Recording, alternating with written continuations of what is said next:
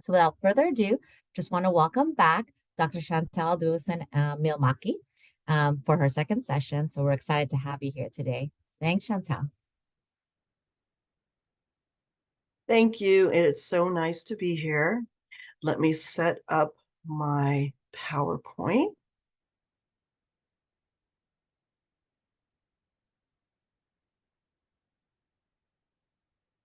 And let me see if I have everything that I want.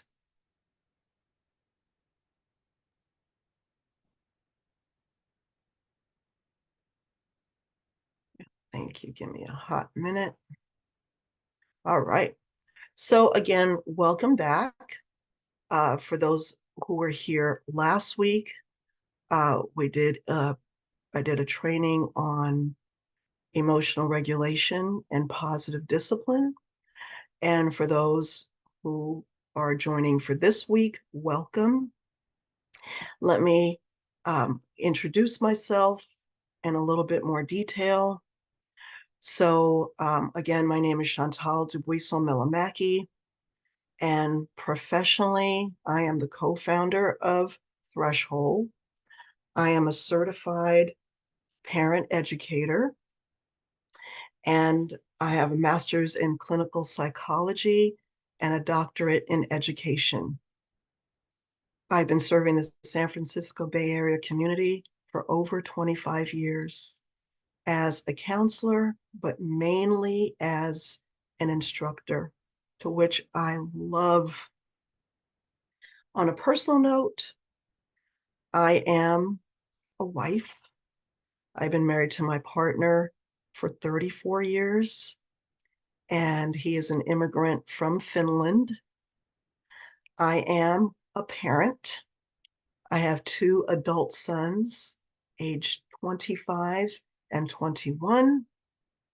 I am a grandparent.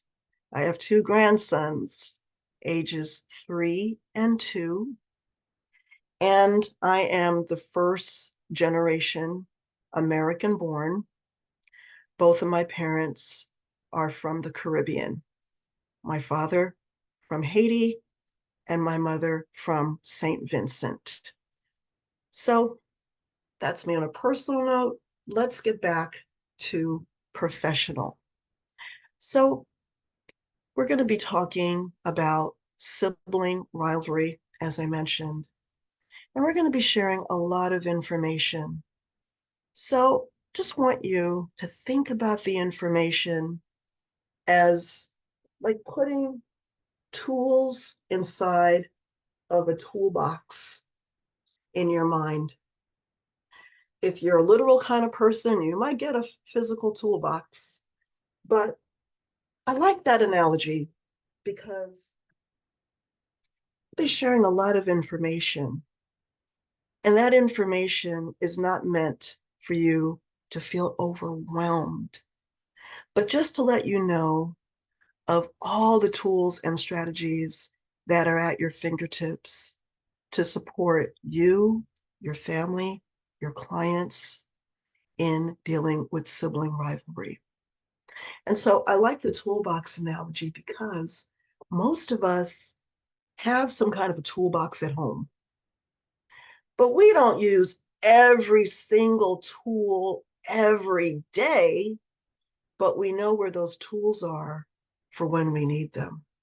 So in what we cover today, please consider some of the information. Utilize, you can use all the information if you want, or some, it's up to you.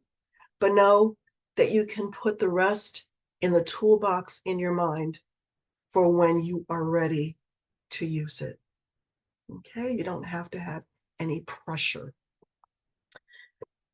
And so let's talk about, just to piggyback on some of the guidelines, just want to say a disclaimer that no parenting advice is universal. So just like, as I said, we're going to be talking about sibling rivalry. Just use what works for you and consider it for other families you might be working with.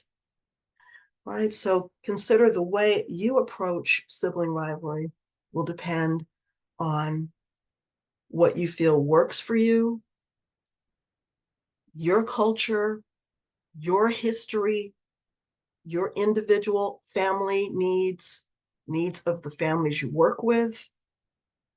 If what you're doing, right, maybe doesn't work, try something new, right? It's up to you. So just to say that disclaimer. And also when we talk about siblings, we're talking about not just blood-related children, but including all children that grow up together. So for example, I have a cousin named Kendall, and even though she's my cousin and we're 9 years apart, we grew up like if we were sisters. Okay, so just keeping that in mind. Please, mutual respect. And so you might hear something, maybe that someone else discloses, or something that is shared that you might not agree with. So it's a chance to expand your perspective. It's a chance, we know what we know, but it's a chance to understand someone else's perspective. So please keep that in mind. Just because we listen doesn't mean we have to change what we feel. All questions are good, and you can ask questions anytime you want. You are never interrupting me, but there will be time at the end for questions, comments, and final feedback. And now there's different ways you can participate. There's not just one way with me. So people can have their cameras on, cameras off. I will always have my camera on. Just want you to be comfortable. And if you are more comfortable reflecting and listening, I invite you, everyone, to do that. But if that's where you like to stay, that's all right with me. If you're the kind of person that expresses yourself verbally, that's okay too. Or if you're the kind of person that likes to write really fast in the chat, and that's the way you understand information, that's all right too. There's not one way to be with me. I want you to honor the way you learn the best. Okay? And just want to ask if there's anything that you would add to these guidelines or what Leah and Catherine had mentioned to help you feel more comfortable within our time together today.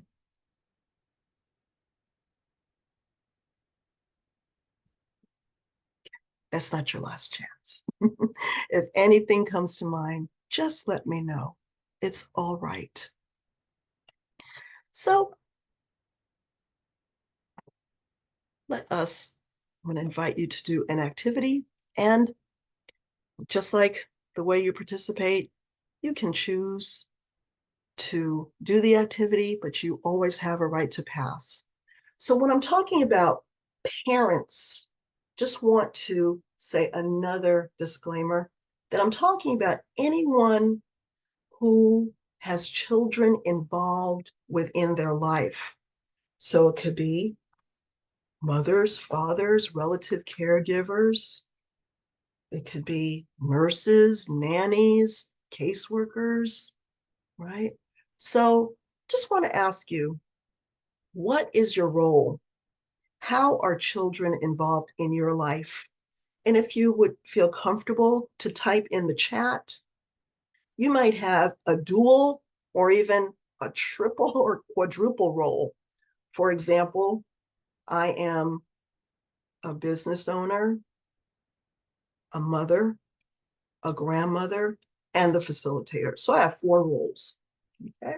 So who is here today? If you'd be so kind as to write in the chat, how are you involved with the children in your life? And you might have more than one role. So if you could feel comfortable, you could do that now.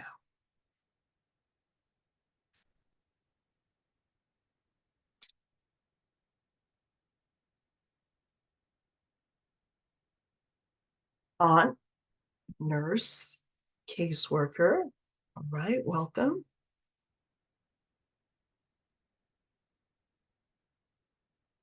Resource specialist, health center, aunt, clinical social worker, mother, social worker, play mom to my child's friend. Thank you. There's so many varieties.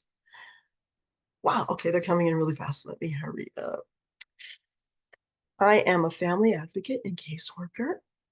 Hello, my name is Beatrice Navarro, caseworker at Versio Vasquez, mother and aunt, early interventionist, godmother.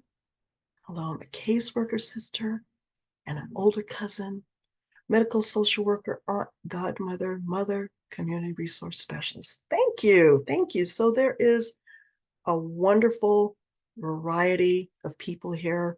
And I just want to say welcome to everyone. And oh, more coming.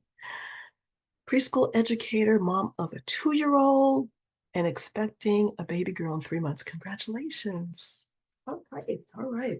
So again, welcome one and all. And they could keep coming as they pop. People might still be typing. So I just want to let you know it's all right. So welcome everyone.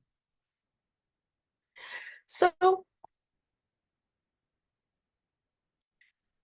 just an overview. So now just going down into more specifics, introductions and overview. We just did. Good afternoon. Oh, okay. Guidelines for today. We're going to do an exercise and have a brief check-in for people who might have been able to join last week, any aha moments or any questions that might be left over since we have this unique back-to-back opportunity. We're going to talk about sibling rivalry and what are some causes of sibling rivalry and some potential benefits, and also tactics for addressing sibling rivalry. And as I mentioned, questions, comments, and feedback. Hello and welcome. So some learning objectives that I hope you walk away with. Describing what sibling rivalry is. And also identify 2 or 3 possible benefits of sibling rivalry. And to be able to make a list of 2 to 3 strategies to address sibling tension. Okay. So as we come into the space together, I'd like to start as we come from work, different responsibilities, different situations. I just want to start out with taking a relaxation moment. And for this, again, just like I said before, you have the right to join or you have a right to pass. But you can join by doing the action steps or by listening. They're both participation in my book. So let me explain what we're going to do so you could decide if you like to do it.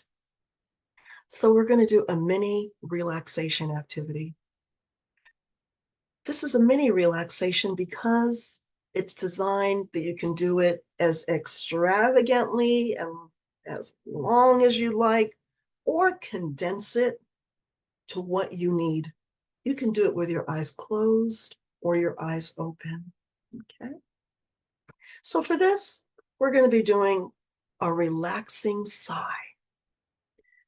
You might have heard people sigh before, maybe with an attitude accompanied by a tooth suck, such as, right? But did you know that sighs can also be relaxing? So what I'm going to ask you to do is sit up with your shoulders aligned to your hips to help with blood flow. When we slouch, it can interfere with blood flow to our brain. And what you're going to do is take a deep breath in through your nose. Hold your breath. And then let out a sigh of relief through your mouth. Almost like if you just finished something hard or you had something delicious and you feel satisfied. So it could sound like this. Okay. So if you like to participate with the action steps, I'm going to ask, or even if you're listening, I'm going to ask you to check in with yourself before we start.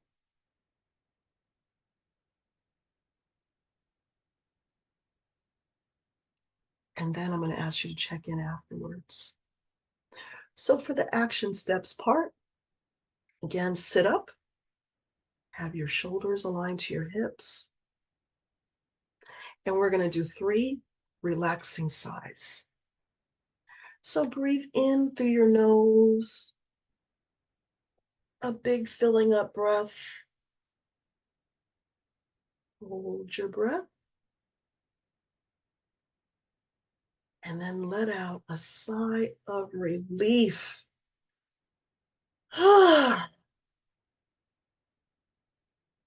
do that again. Breathe in through your nose. Hold your breath. And then a sigh of relief. One more time. In through your nose. Holding your breath. Out through your mouth with a sigh of relief.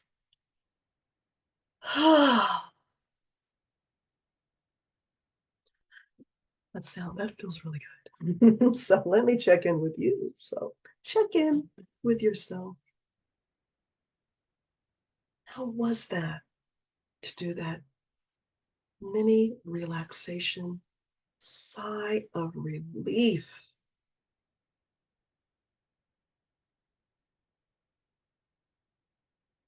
And if you feel comfortable, you could share out loud or in the chat, but no pressure, only if you like to.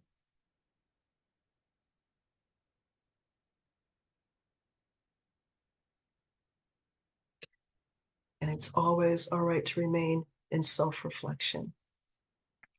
So with that relaxing sigh, someone said it was relaxing. All right. With the relaxing sigh again, you can do that anywhere, right? You might not, let's say if you're at line at Target and you're feeling, you might not go, oh, but you can go, oh, right?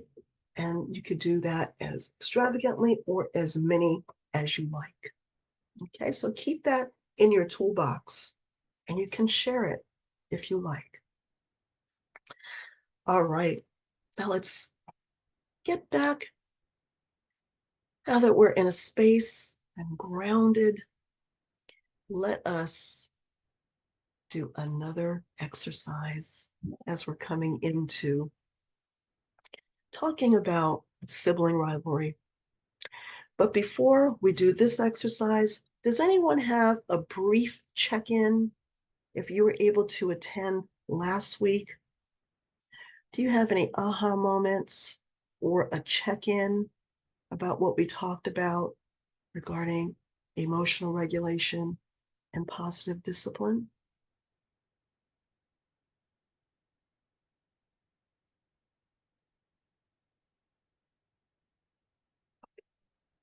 And remember, if you do have any lingering questions that may be, I do.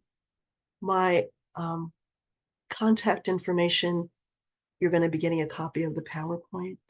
And so my contact information is on where it talks about our company. So you could always ask me. Okay. So let's do this exercise. So what I'd like you to do is take a moment and remember your position in your family of origin.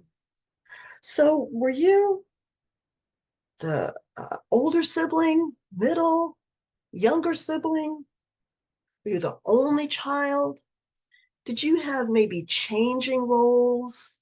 Maybe you were in a blended family and maybe you were the oldest and then your family blended and you were somewhere in the middle, right? So what was it like growing up in your position? And how did you view siblings who were in other positions? Maybe you would have liked to be in a different position in your family, or maybe you thought that some of your siblings had more advantages, or maybe they thought you had more advantages because of your position. If you are an only child and remained that way, think about what you heard from people in other families, right? So some of your peers, what was their experience like in with their siblings? Okay, so let me give you a moment to reflect. It's 2:23. I'm going to check with you at 2:24. And then you could write in the chat if you feel comfortable. What was your experience? All right. So let me see. Someone wrote, classic middle child, always the peacemaker between my sibs. All right. Someone else wrote, my experience changed at different stages of development. Very insightful. Someone wrote, middle child, but the only girl. I related a lot to other middle children, but also to firstborn daughters. Very, very insightful. Thank you. Thank you. And again, if anything else comes to mind, please let me know. But I'm going to ask you just to remember how you felt in your family of origin. And we could become a little bit more understanding about that dynamic between our own children and children in our experience. By putting ourselves in their shoes, we could use the tool of empathy because we might have experienced something similar too. Oh, Laura's coming. Let's see. We didn't miss anything. Younger child, my parents were a little more lenient with me. I am the eldest child, and I had to be the one to take the high road in arguments, and also like the family administrator. LOL. Middle child in my teens, and I was the only boy. Younger sister and one brother. Thank you. So again, keeping these in mind. Someone wrote, adopted. I was the baby. My siblings were all 12, 12, 12, 13 years apart. Someone wrote, so I have an older, by 9 years, half brother. We grew up in very differently. We have different dads and we were raised in different worlds. My dad was abusive, alcoholic. I'm sorry to hear that. And after my mom was hurt, she left him and my brother stayed with my father. I think my brother has always felt less love than myself by our mother. And this breaks my heart. Our mother died when I was 12 years old and he was 21. It broke us both. Thank you for sharing that. I am the oldest of 5 children, and there was a lot on my plate and expectation as the firstborn girl. My younger siblings were more privileged than I am. I am the oldest child with a younger brother and was asked often to take care of my family during hard times. I felt less worried about if that makes seen because makes sense because I was the only boy. I was usually the first to do things as the older of two and enjoyed being the pioneer with no one to measure up to. So a lot of different experiences. So thank you again. So please keep all this in mind as we encounter our children and the different experiences that they are encountering. Again, we could use the tool of empathy to be more understanding. Let me read this last one, and then I'm going to edit his dad, not mine. Okay. Thank you for clarifying. Thank you. So let's talk about sibling rivalry. Let's go into some real specifics now. So sibling rivalry is a set of emotions, feelings, cognitions, and behaviors of a painful and negative nature that children can experience with other children when they interpret a relationship as an area in which to compete with one another. So sibling rivalry is a power struggle, and that can include hitting, biting, name calling, bickering, squabbling. It's inevitable, though, if you have more than one child at home. And it can be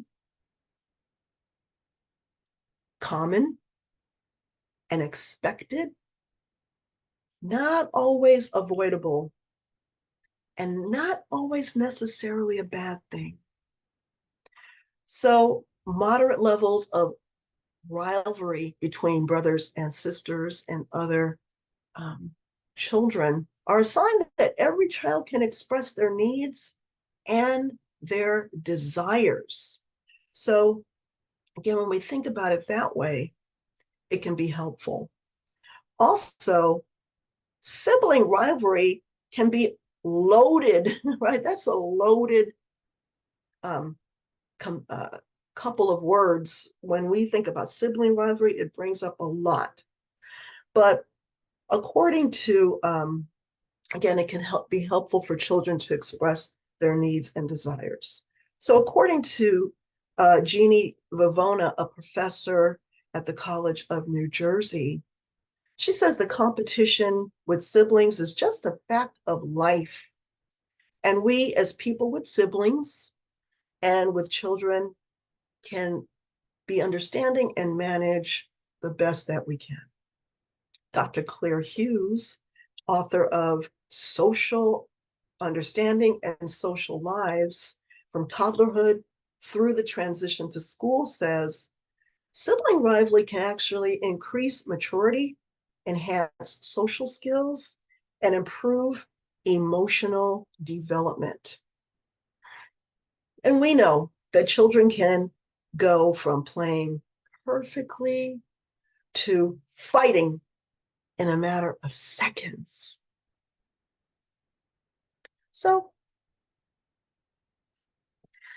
before we talk about the possible causes of sibling tension, let's start from the fact that the brain looks for connection from birth. We are programmed for connection, and we seek connection all of the time. So, babies. So, with babies, from the time they're born, seek connection with their caregivers. How do they do it? They cry, they look, they smile, they reach for you. Aww, right? All those are ways that they seek connection. Now, my other helpers here. Older children, I'm going to put you guys together, hug you both. They seek Their deepest sense of safety, just like babies, is based on being seen and connected to someone who's taking care of them, like we said last week. And they snuggle with you. They leave and come back to you as they venture into the world. They want you to always witness what they're doing. Look at me, right? Look at me doing this. Look at me. So that is some of the ways they seek connection. So keeping that in mind.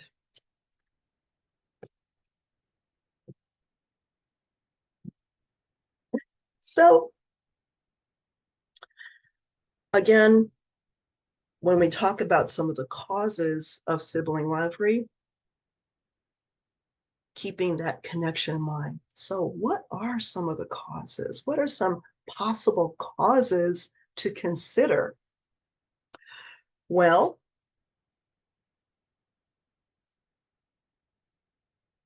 there are a lot to keep in mind. So let's start with family constellation, birth order. Michael Gross, the author of the book, Why Firstborns Rule the World and Lastborns Want to Change It, says that sibling rivalry is a natural consequence of birth order. So remember the exercise that we did earlier and remembering your position within your family and what we thought about, maybe what our siblings thought about us and what we thought about them. So, for example, Deborah, who is my business partner, she says that she said that she's the second of three daughters. Her oldest sister did everything according to the rules. Her younger sister broke the rules frequently.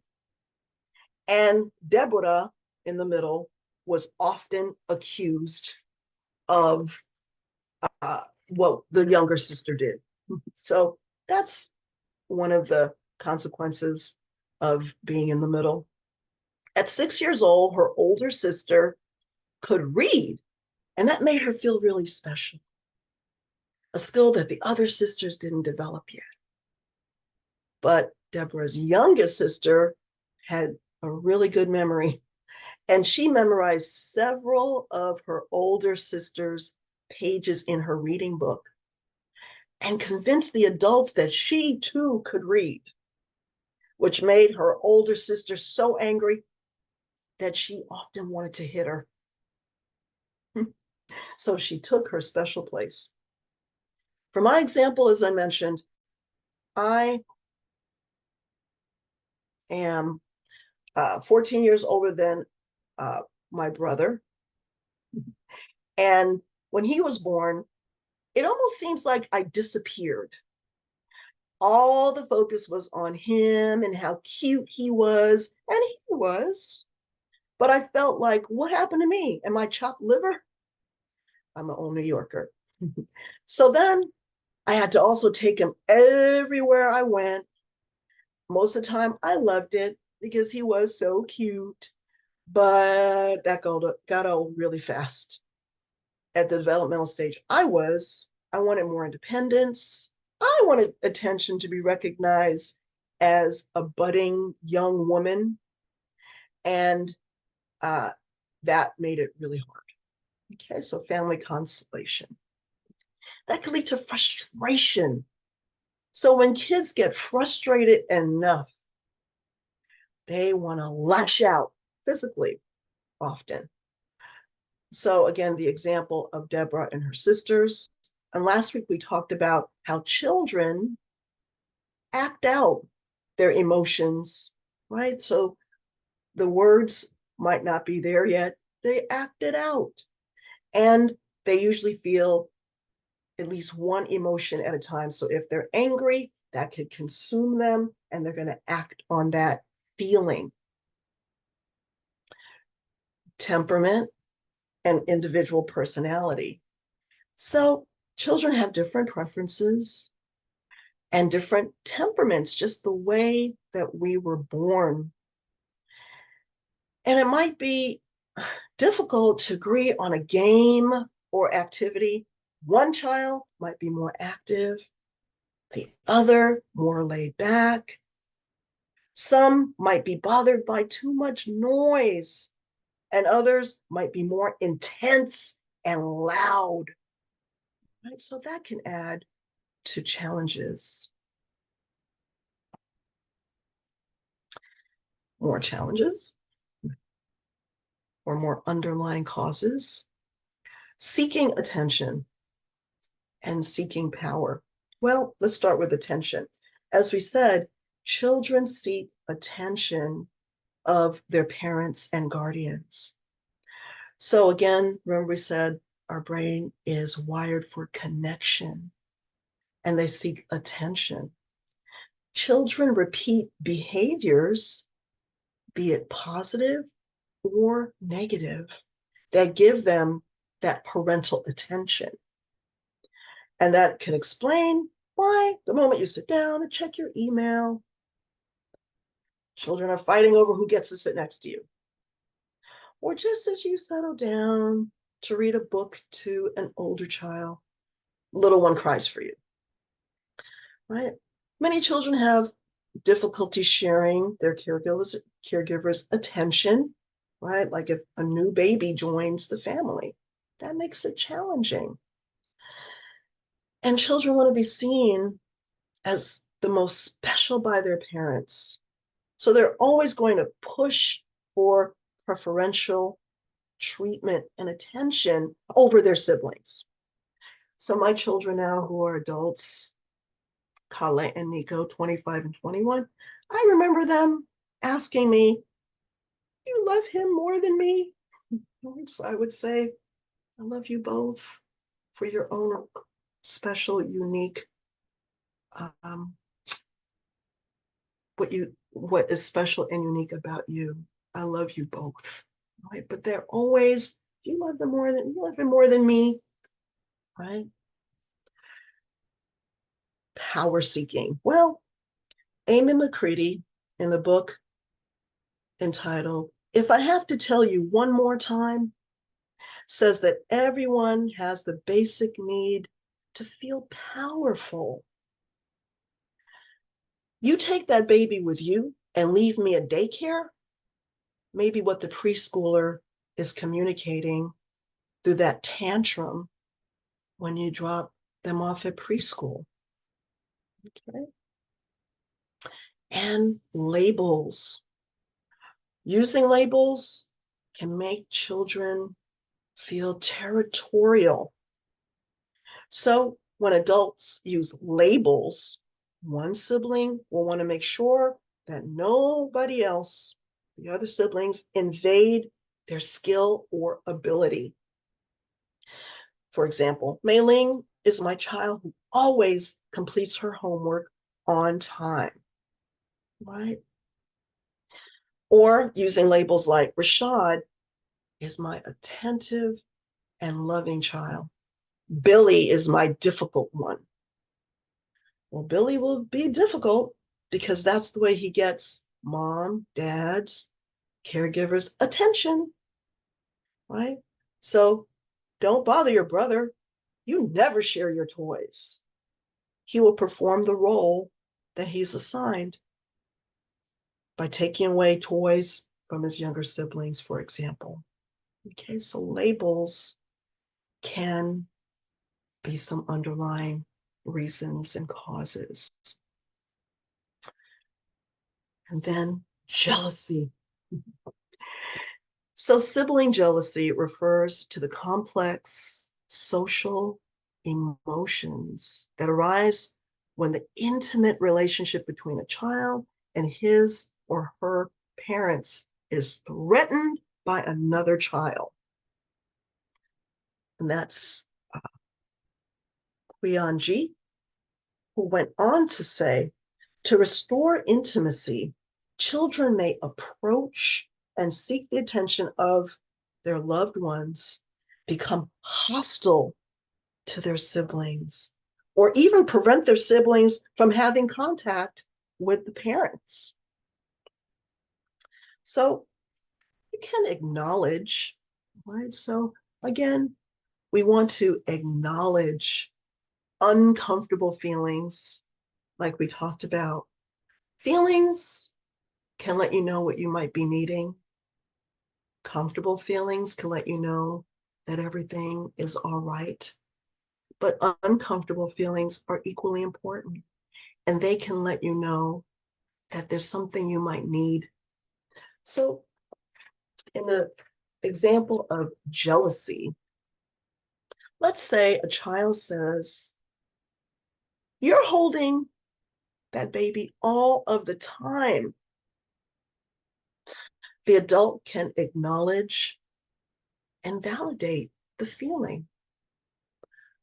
Wow, you're upset that it's taking a long time. That's really hard. And in saying that, it's connection with the child's feelings. It's hard for the toddler to grasp mom or dad, grandma, relative, loves me and still sees me when they're taking care of the baby. Or maybe another example, it's unfair that brother gets to play the PlayStation because he's 10 and you're 3. You don't get to play that. And that can be frustrating.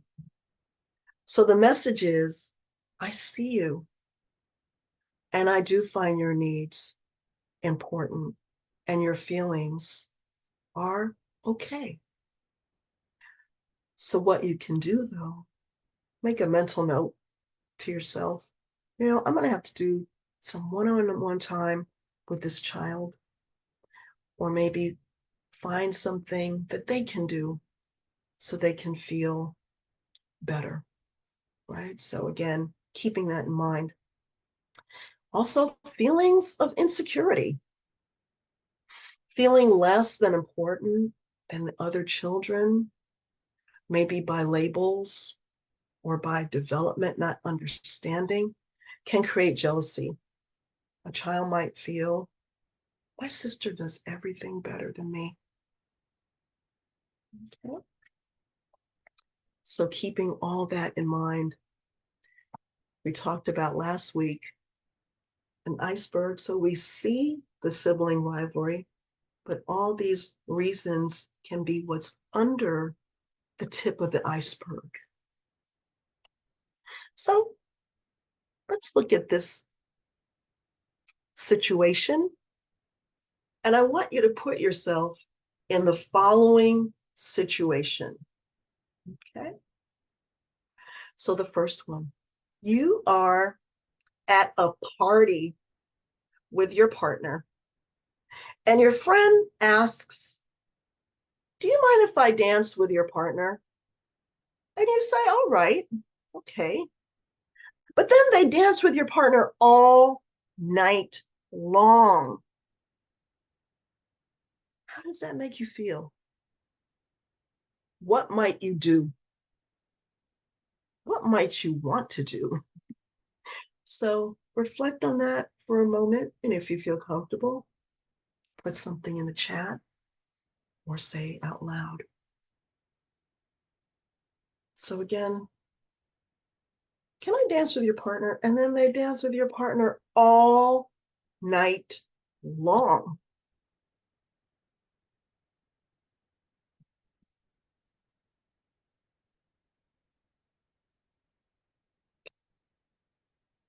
So it's okay again to remain in personal reflection. If you are raising your hand physically, I might not see you, so you might have to unmute yourself, please, and just say what's on your mind, or feel free to write in the chat. But keeping that in mind, how about this other situation? Say someone comes into your house and they're in your bedroom, they look through your clothes and they ask if they can borrow some of your clothes or they just take some. How does that make you feel? What might you want to do? What might you do? So again, reflect. And if you feel comfortable, express yourself verbally or in the chat, but just reflect for a moment.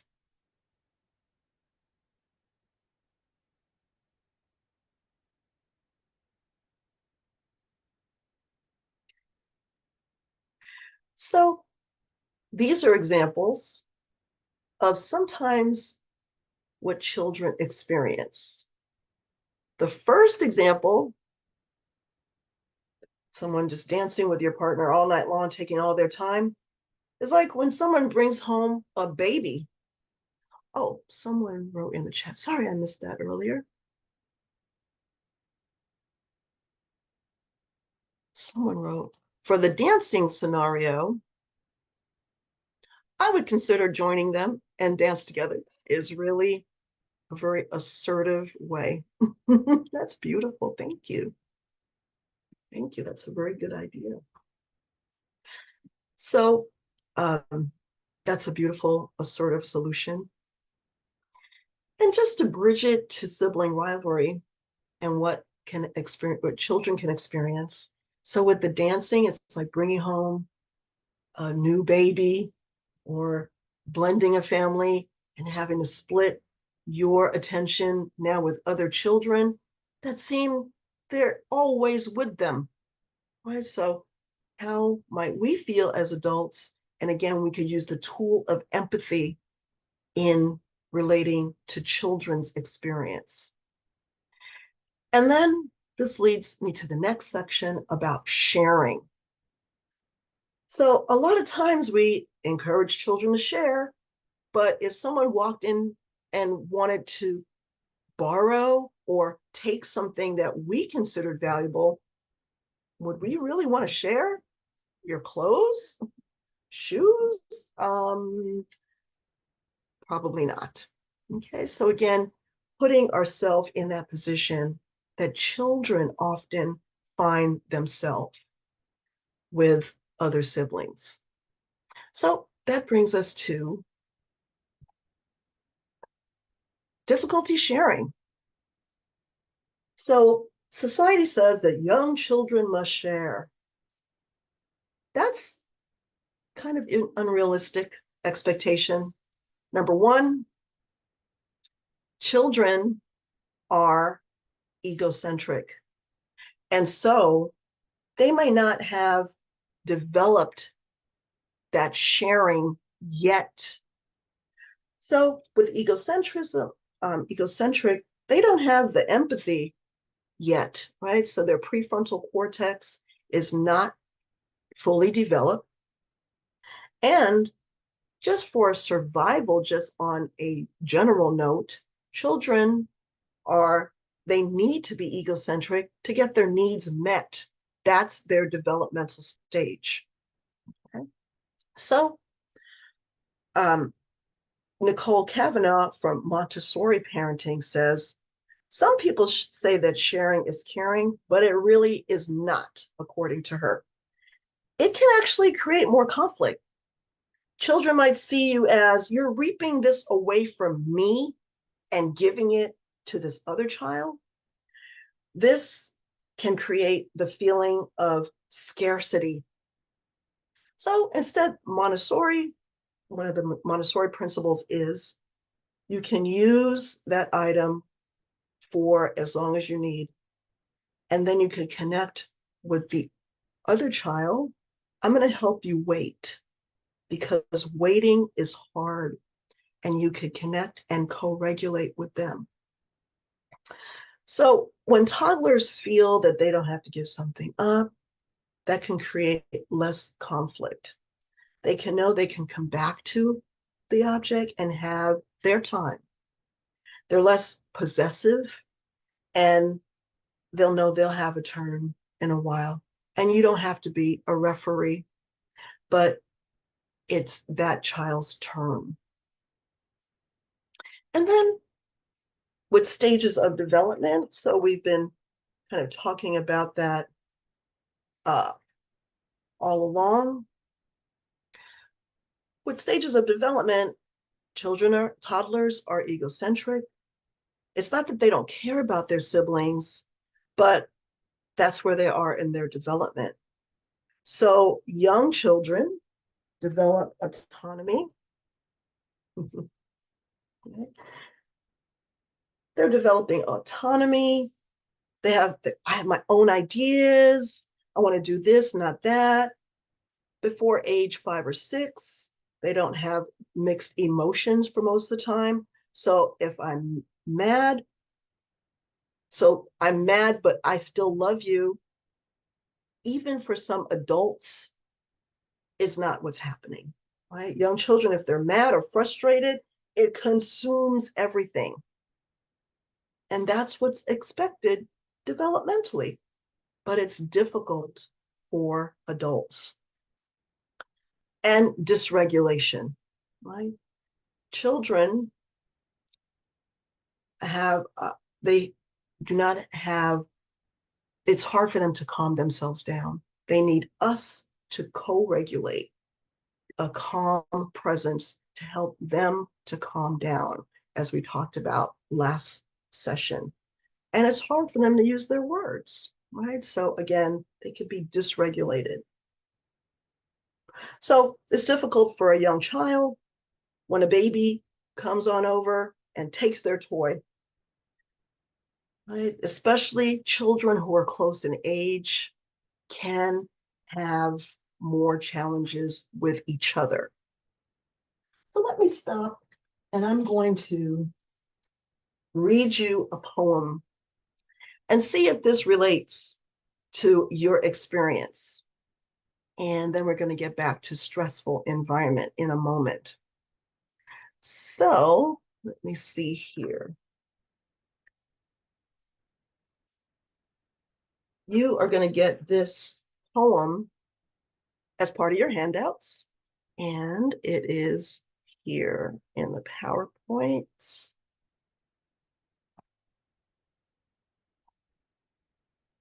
Right here. This is called the Toddler's Creed, and you might have heard it before, but it kind of talks about that developmental stage and how it could fuel the fire for sibling rivalry. So this is by Dr. Burton White, and he founded the Harvard Preschool Project. And the poem goes like this: if I want it, it's mine.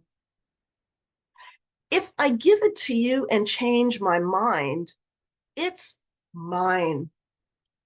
If I can take it away from you, it's mine.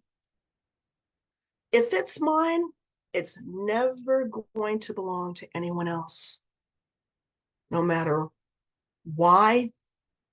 If you're putting something together, all the pieces are mine. If it looks like mine, it's mine. If it breaks or has to be fixed, it's yours. So again, you're going to get a copy of this Toddler's Creed, but that really sums it up in a fun way. Thank you for your laughing until you cry. So now let's go back and talk about stressful environment. So let me see here.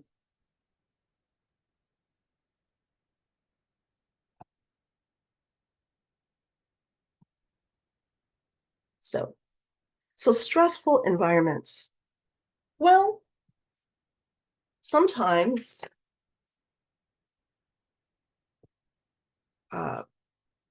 the way that adults solve problems can also create sibling rivalry. So what are we modeling to our children? So again, sometimes when we have conflicts, we can see it as a way of our needs are clashing, right? So a lot of times conflicts are a clashing of needs. And we might be trying to get our needs met and roll over someone else's needs.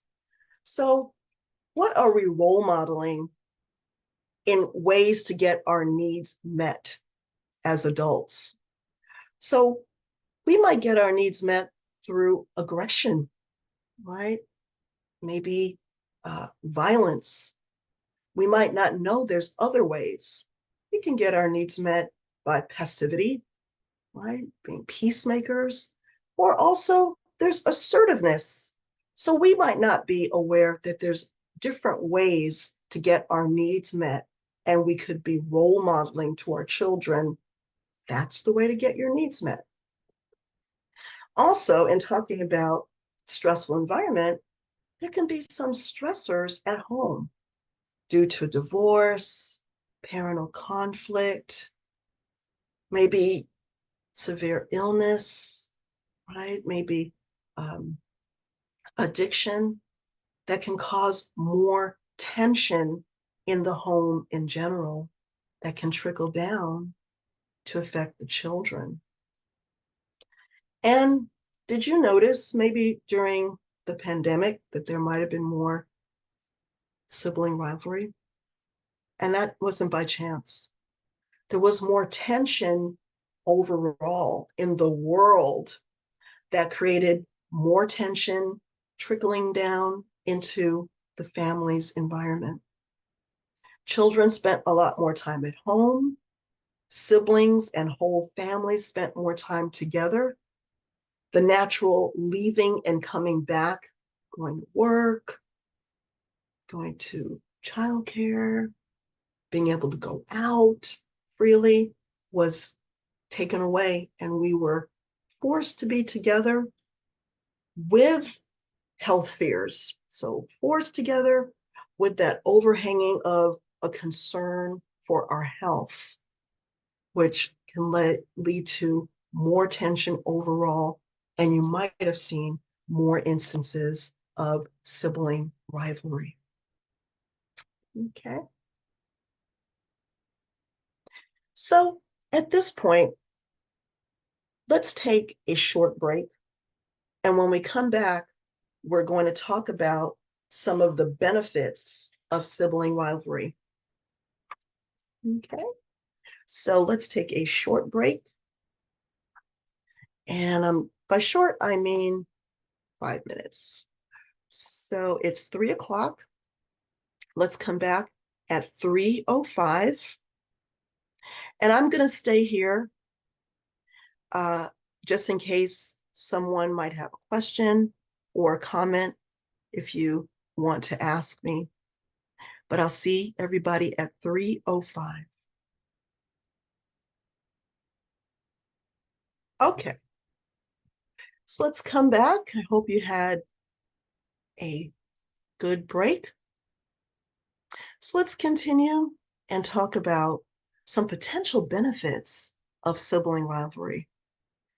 So, in thinking about some of the benefits, it could be the best training ground for life, right? So, in thinking about how can this be? So, it allows us to learn. So, as I mentioned before, Claire Hughes from toddlerhood through transition to school says that sibling rivalry can increase maturity, enhance social skills, improve emotional development. Sibling rivalry can also buffer the impact of dysregulation in family systems by providing emotional support and understanding with one another. Siblings can moderate the negative impact of their relationships within a family system. With interpersonal skills, research from the University of Calgary and the University of Toronto says that siblings can help to set the groundwork for the development of empathy. And sibling with conflict resolution, Dr. Hughes also says that sibling rivalry creates healthy conflict, and this can create an opportunity to learn and navigate through conflict. Try out different tactics in a safe environment with your loved ones. So, conflict prevention skills, children can learn to cooperate and compromise. They can learn to have a voice, speak up for their needs and wants. They can learn to problem solve, like I mentioned, try out different tactics with immediate responses that, because they live together, they could follow up. To learn to work together and start to build teamwork, cooperate, learn patience, collaboration, negotiation, forgiveness, and to be assertive. And they can learn to pay attention to someone else's viewpoint more and more. Start to realize that people think differently and that it's okay. We have some commonalities, but we can still get along through our differences. So now let's talk about the many things that we can do. And I want to reiterate what we had talked about, the disclaimer during in the beginning, that again, there's no cookie cutter one way to deal with sibling rivalry. Please consider your family, your culture, your history, your individual and family needs as we talk about the many steps that you can take to support the children in your life. So let's look at some basic needs. Okay. So basic needs, making sure that children's basic needs are attended to. Eating, are they eating enough? Do they have food allergies that's causing discomfort and irritability? Are they uncomfortable? Do they have maybe blood sugar level challenges? Right. So what might be going on? Rest. Are they resting well? So if they have food allergies that could interfere with their sleep, are they grumpy, not getting enough sleep? Are they hot? Right? You might know that your body temperature has to drop for you to fall asleep and stay asleep. So if children are hot, they might not be staying asleep, right? Are they eating too close to bedtime? When we go to sleep, our digestive action can slow down or stop, and that could create discomfort, indigestion, right? So what might be going on there? Energy. Do they have an opportunity to use up their energy? Right? So maybe they're just still gotta go, gotta go. So that could lead to clashes. And also another basic need I'd like you to please consider is the basic need for attention and for power that we talked about. So if you would be so kind, consider or write in the chat, how are some ways that we can help children get their basic need of attention and to for power, to feel powerful? Everybody needs that, right? So if we can figure out a way, they don't have to seek it in an inappropriate way.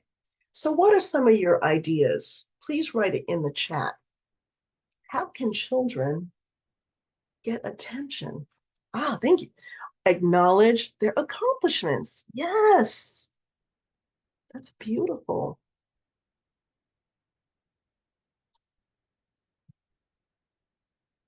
Anything else?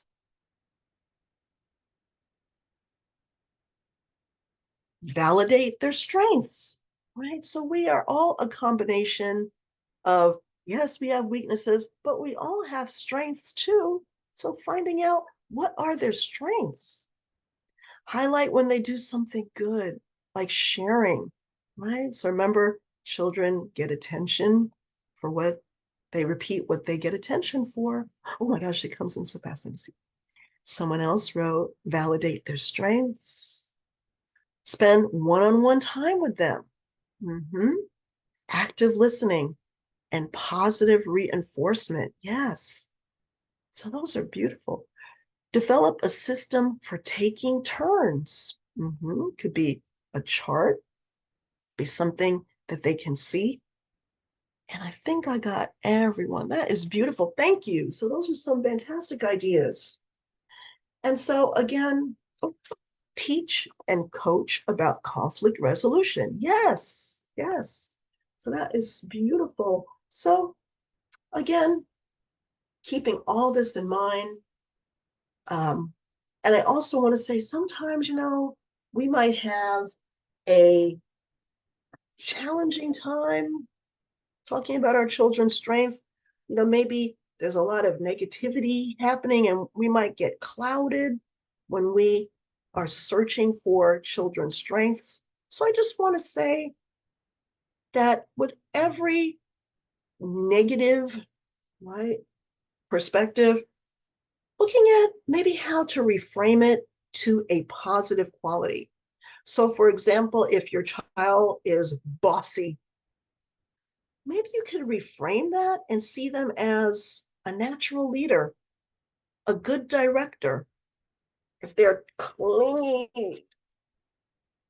maybe reframe and see how affectionate they are. If they are just loud, maybe they're good communicators, they're expressive. Or let's say they are stubborn. Maybe they're persistent, right? So we can reframe our thoughts about our children. And like everyone said, focus on their strengths and what you appreciate about them. And then setting clear rules. Someone had mentioned that. Having a hands-off policy. That doesn't mean they're going to stick to it, but it's important to set the rule and the boundary so that children could know what to expect. Something to consider is saying hitting and hurting are not appropriate ways to solve problems. Okay, so I'm going to say that over and over again. Also consider not putting a child in charge. That can generate resentment and frustration. Instead, encourage responsibility for themselves. Scheduling, right? Some caregivers set schedules for shared items, and that is a beautiful way to clarify. We already talked about being a role model and a calm presence. So you could always also role model how to join in a game by saying, can I play too? Or how to express your preferences. I don't like that. It's okay to say you don't like that. Or it's my turn. Again, co-regulate, cool down, and don't try to make a lesson of something when everybody is dysregulated. Learning happens during calm times. And model some forms of relaxation. Remember last week we talked about discipline for the adult as well as discipline for the child. And during calm times, practice relaxation activities so you can calm down and co-regulate with your child. Respecting individual needs. So every child is unique and special, as we said. Treat them in a unique way that characterizes and noting that their characteristics and their preferences. So it doesn't always work sometimes to treat children exactly the same. Instead, concentrate on taking care of their specific needs. Child might say, you You gave him a bigger apple. Well, if you're hungry, I'll give you another one. And avoid using labels and comparisons. So comparing, having favorites, right? Comparing abilities could make children feel insecure. Saying, see how quiet your brother is? Why don't you behave like him? Could create envy and jealousy, conflict. Labels can reinforce attention seeking and power seeking needs, right? Don't take that away from your baby brother. You're so mean. You always complain. The child becomes more and more like we say they are. Praise them in public, educate in private when they're calm. So if your child's being kind to one another, say it loud and say it proud. I love that you let your sister go first, right? Or if you have to criticize, say it out of the earshot of the other child because they might use it as ammunition later. Remember, mom said, right? Don't jump on the couch. So, what else can we do? Respecting their desire to be alone sometimes. Again, that could be temperament, specific preference. Maybe there could be a quiet area so that family members could be alone. In one of the classes that I teach, I promise this young man, I'm not going to say his name, but it's a children's emotional wellness. And he has a peace corner. That's what he calls it, with pillows, his favorite books. And he was saying, please share that with other people so they can encourage their children to have a peace corner because it helps him so much. Prevent. When do they not get along? So thinking about figuring out what sets them off, paying attention to what tends to happen right before the conflict breaks out. Sally Belleville Hunter, a clinical associate professor at the University of Tennessee, says just when they're starting to have trouble, their tone of voice might turn to whining, right? If they fight every time they play with blocks, for example, be sure to be in earshot when they sit down to play. Listen for particular words, tones of voice they're using that might be combative. And don't forget, like someone said, what behaviors do I want to see again? So pay attention to behaviors you like repeated. Celebrate when they are sharing, maybe by and being nice to each other, maybe by saying, boy, when you take turns to place those blocks on the tower, boy, you show me how wonderful you are at sharing. That makes me feel so proud of you. Or it's really nice to let your sister play with your doll. Okay. So, what if they get out of hand?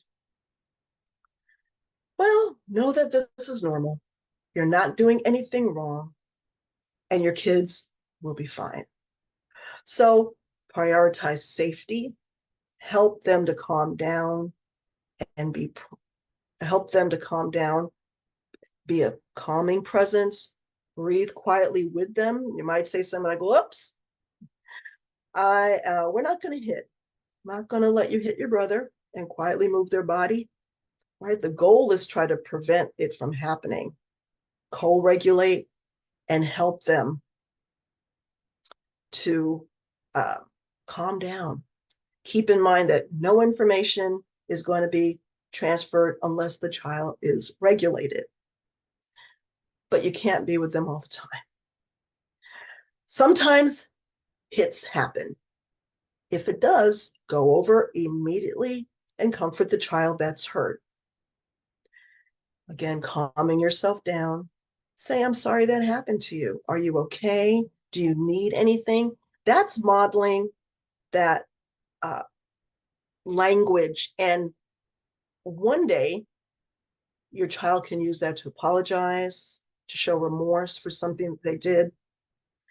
And after making sure that child that's hurt is okay, you might turn to the other child and say, it seems like you're really frustrated. So translating behavior into words for them. And, is there something you want to say to your brother? Maybe I want my truck back. Navigate what uh, they're trying to do instead of saying, you don't hit, don't do that, right? You could verbalize the root of the behavior. Being that behavior translator puts behavior into words. Remember, children can be forgiving. There are going to be times when they're not ready to play or be safe, and that's okay. You could set the boundary. This is not the time to play together, and maybe help them find something else to do, like maybe have something set aside, like a box and do a rubber band box, have a carton, fill it with beans and make a instrument. So having something on hand, maybe that you wanted to do in a next project to redirect.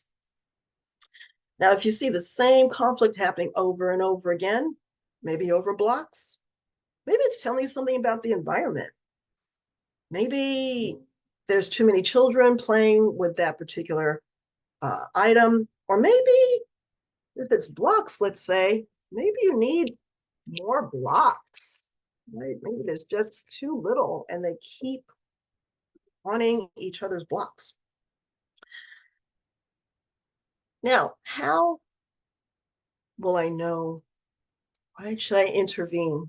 So trying to allow children to experience conflict and navigate through it. So being the calm presence allows them to have their conflict and to allow them trying to find the balance of when to intervene and when to step back. And that might not be easy based on our triggers, our history, but the more that we do that, if possible, we want to encourage our children to be independent, resourceful, and self-reliant. And so they can learn by having the opportunity to sort out their arguments themselves. Maybe saying something like, sounds like you have a problem. Let the child know that you might not be getting involved and they have the responsibility to sort it out. Right? How can you fix that situation? Right. But if you do decide to intervene, here's some tips to try to avoid being a referee. Right? Being a mediator. Help them to negotiate a solution that they can both agree with. Trying to, who started it? Looking for culprits, right? It's not really important who started it. It takes two to fight.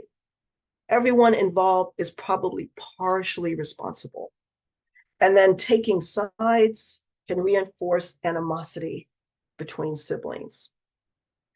Do when things are calm, not at the moment when everyone is dysregulated, promoting empathy, saying things like, how did you feel when your sister grabbed your dinosaurs without asking you? And how do you think she felt when you pushed her? Teaching how to solve problems and develop responsibility for their behavior. Instead of telling them what to do, try helping them solve the problem. What do you think you can do next time? What else could you do when you don't want your sister to touch your dinosaurs? What are you going to do to help your brother feel better? And guide them to find alternatives. What would you like to have happen? How do you want to communicate next time? Okay. So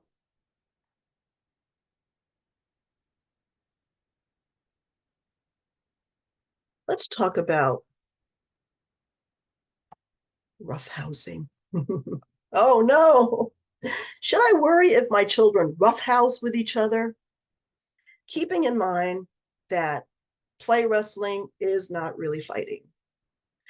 It's a kind of physical interaction. It helps them coordinate their body movements in relation to another person. It can help them release agitation from their nervous system and allow them to perform their physical needs safely.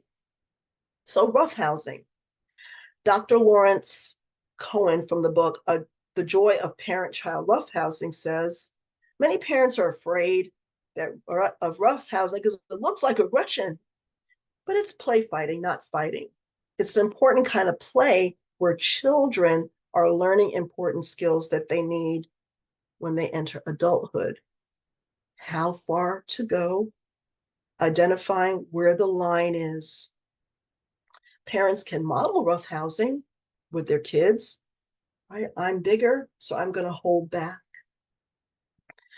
Parents also are afraid that if they allow roughhousing, they're going to want to repeat it all the time. So you can teach about consent. Consent goes both ways. You could ask, do you want to roughhouse? Do you want to wrestle? If a child jumps on a parent and punches them, you could remind them, always ask me first before you leap. You can push me, but please don't punch me. I know it's exciting to surprise me, but I need you to ask. Let me be ready doing this without anger, right? Because if we are agitated, then the children could tense up and they're not going to learn.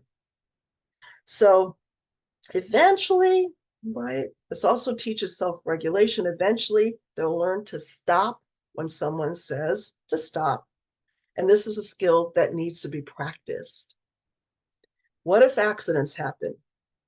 Of course, they will, but they're not moral failure. In my family, with my two sons, I was always the one roughhousing with them, and I still do, even though they tower over me as adults.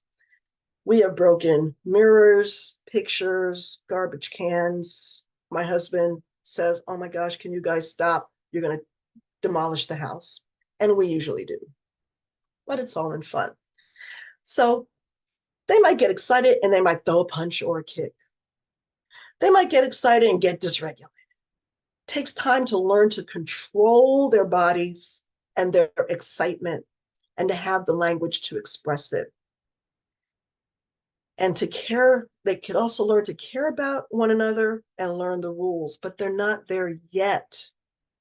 And it's a great moral teaching, taking care of someone who got hurt. And after, you go back to play. So keep in mind with roughhousing, set a timer or mark beginning and the end, maybe have a designated area. And when you leave that area, it's done. It could be part of a ritual. Or say ouch, or have a safety word that is known. All right. Now that we've talked about sibling rivalry, what it is, what might be going on, and also what we can do, let us look at a scenario. Okay, so let me talk about the whole activity. So with this scenario, this involves a 5-year-old and a 10-month-old. And I'm going to ask you, with the help of Leah, Catherine, I'm going to ask you to go into breakout rooms with 2 people per room, and have a total of 4 minutes, so 2 minutes each, to discuss some possible answers. And then when you come back, I'm going to ask you to write it in the chat, and maybe 1 or 2 people if you feel comfortable saying out loud, but you don't have to. Okay, so let me go. I just want to tell you the whole activity. And now let's break it down into doable parts. So this is the scenario. So put yourself in this parent's shoes for the moment. Your 5-year-old is sitting on the couch with her legs dangling over the edge and has her water bottle next to her. Your 10-month-old gets up by using the armchair so that his face is right at his sister's feet and takes the water bottle. The older girl pushes the younger one with her foot and he falls backwards. The baby starts to cry and the 5-year-old curls her body up inside of her chair. So that's the scenario. So please consider what's going on with the baby. What's going on with the 5-year-old?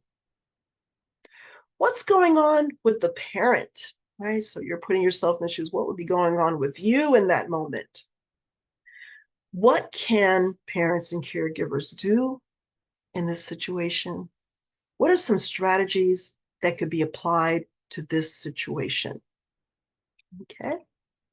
So again, I'm going to ask you to please go in to your breakout rooms and 2 people per group and 2 minutes each, and then come back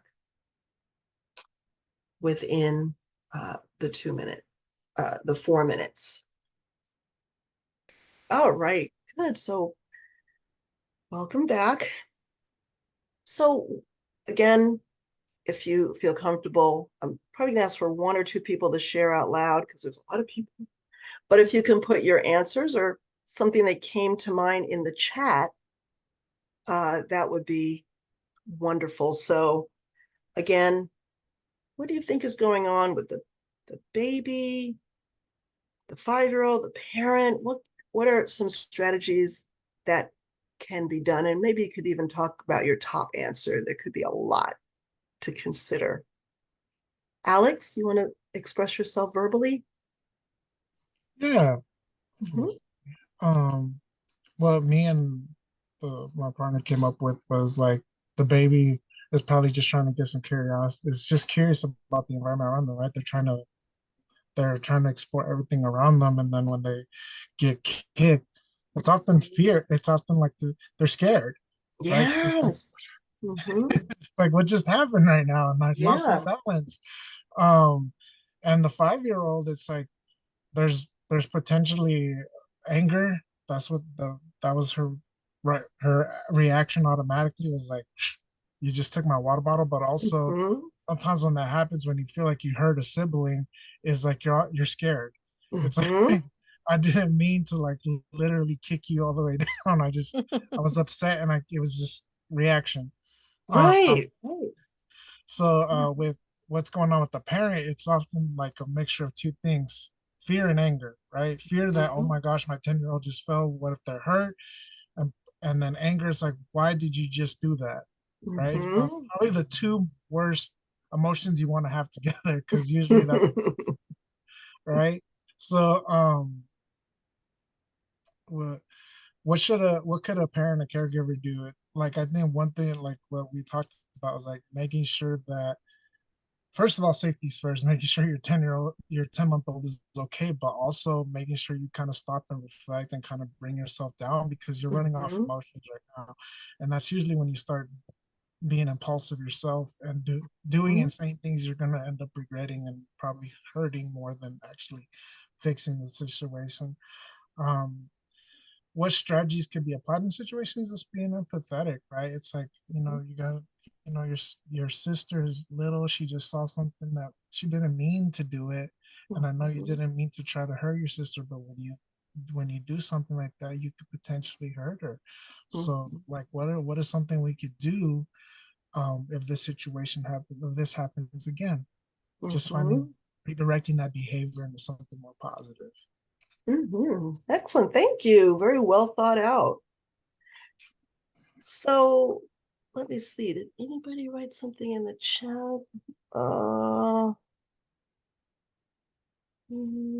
Okay. So I think, it sounds like you got it. Also with the baby, again, making sure that the baby is all right. And then we might want to bring in our favorite relaxation activity like right away when it happens. So that means practicing in calm times, diaphragmatic breathing or the relaxing sigh or mindfulness, whatever we practice during calm times. Now is the time to bring it in so that we can regulate ourselves. And that's why it's so important to practice those tools and strategies when you don't need them, so that when you do, you never know what's going to happen. And so safety first, like you said, help the baby to feel better, co-regulate, using the words, I'm sorry that happened to you. Are you okay? Even though the baby doesn't know what's going on, the older child can overhear. How do you repair? How do you apologize and use those words later? Acknowledge that you are, like you said, having a variety of emotions: anger, worry, fright. Take a deep breath, calm yourself, right? The older child, while hugging the older sibling, helping the child regulate. That bawling action let you know that she was upset too, right? Telling her that the baby's okay, naming what the older child's feeling. Maybe, I can see that you're scared. That scared you. Maybe the older child thought, I'm just going to move the baby with my foot, and then bam, fell. Might have been surprising, shocking, like, oh my goodness, I didn't mean to do that. Right? Your little brother got scared. He's okay now. I can tell that you're feeling bad. Maybe the child might start crying and maybe say, that probably scared you too, to see him fall like that. Right? And then when people are regulated and everybody's calm, you can tell the story of, right, with guiding and problem solving, like you said. Do you want to say something maybe to your little brother, to the older child? Do you want to give your little brother a hug? Did you want to stop your brother from taking your water bottle? It's hard when he just wants to grab your stuff. What did you think would have happened? What do you think was going to happen when you pushed him? Right? Maybe you didn't expect him to fall. And how do you think your little brother felt? What do you think might have worked better to protect your water bottle without scaring your little brother? So maybe asking him, maybe moving the bottle, giving him something to distract him. Or don't forget, you can call me for help. Right? So all of those are some ideas that you probably thought about. So thank you. Thank you. So keeping those in mind. And just as we're coming to an end, just to remember that sibling fights are a part of living together. When children resolve disputes, they can learn some important skills. And sibling rivalry offers opportunities where every child can feel safe, heard, loved, and connect to the adult, and can practice self-care so that we can stay calm and be able to transmit that calmness to the children around us. Okay, so again, practicing those self-care foundationally to build your foundation, and also those self-care strategies that you might need immediately. Okay. So what I mean by that is taking care of yourself, eating healthy, just like you do with your child, getting exercise, and then practicing those immediate relaxation, deep breathing, mindfulness, things you might need to create your foundation, things you might call upon immediately. Okay, so practicing when you don't need it for when you do. So just as a final activity, just want you before we do our final questions, comments, and feedback. So I invite you to list what you might be taking with you today. The number of items you put on your list is up to you. But what I'm going to ask you to do is, please, if you feel comfortable, to put the first item in the chat. Okay, so what are you taking away from our time today? And please put the first item in the chat. Mute everybody, I hear a little echoing. Someone wrote that sibling rivalry can be positive. All right.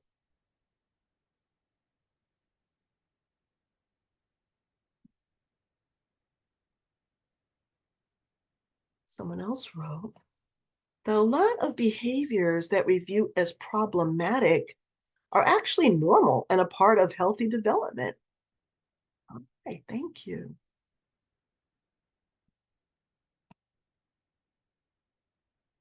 Someone else wrote, stay calm and do not overreact. Right? That takes practice. And let me see. Be there for their needs. Oops, kind of jumping around. Don't want to miss any. The role of the adult in translating needs when children are still developing language skills. Roughhousing is beneficial for with boundaries. And rivalry is a sign that children can express their needs and desires. Sibling rivalry is something we can appreciate once we learn more about it. And correct behavior at home, in private.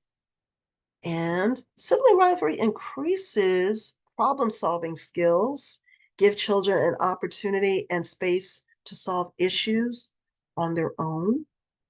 Taking care of your sibling you hurt can be a good learning experience for the child who may have harmed the other sibling. And do not be the referee and assess the situation. Stay calm. That's beautiful. Thank you so much. I hope I didn't miss any. I think I got it all. If I missed some, please let me know. I did not do it on purpose. But as we're coming to an end, are there any final questions, comments, or feedback about anything that we talked about today?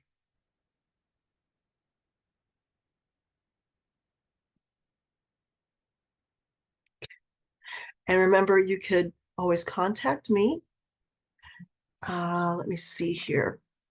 I have my contact information. Where is it? In the PowerPoints. These are the handouts you'll be getting. So on the handouts, there's the links, but you'll also be getting some handouts. Sibling synergy, building healthy relationships at home. Siblings as playmates, 5 ways to prevent squabbles. Learning about reducing sibling conflict. Learning about sibling rivalry. And then the toddler's creed.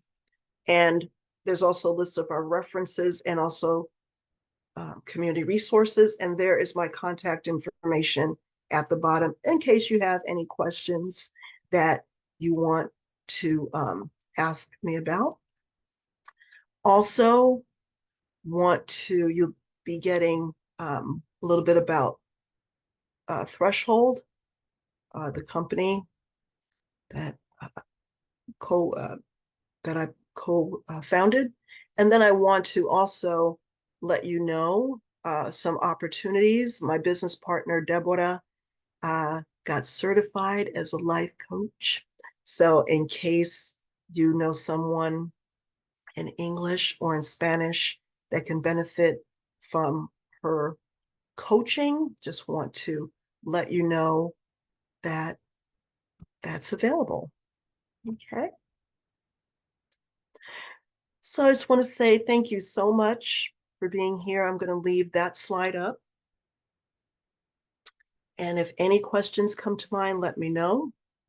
But it's been my privilege and my pleasure to be here with you, reconnecting with some people I knew, meeting some people that I met last week, and meeting new people for the first time. Please always take care of yourself and enjoy the rest of your weekend. And I hope to see you again. Thank you. And bye-bye. Just want to take a moment to say thank you, Chantal, for the beautiful presentation and for adding tools to our toolbox. And so thank you again. And thank you all for your participation. And we hope to see you next time. Take care and have a nice day. Thank you. Bye-bye.